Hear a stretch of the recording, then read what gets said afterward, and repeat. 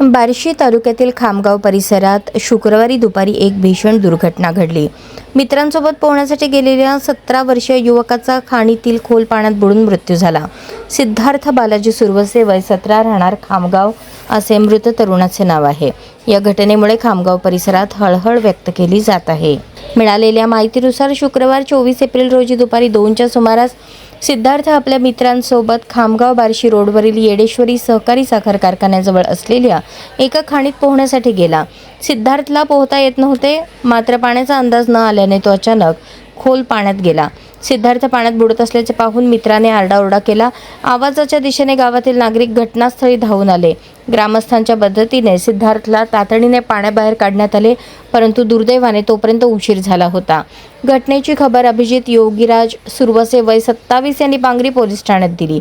घटनेची माहिती मिळताच पोलिसांनी घटनास्थळी धाव घेत पंचनामा केला। मृतदेह उत्तरीय तपासणीसाठी पांगरी ग्रामीण रुग्णालयात पाठवण्यात आला। पांगरी पोलीस ठाण्यात या प्रकरणी आकस्मिक मृत्यूची नोंद करण्यात आली आहे। Police head constable Sanjay Satpute या प्रकरणाचा अधिक तपास करत आहेत।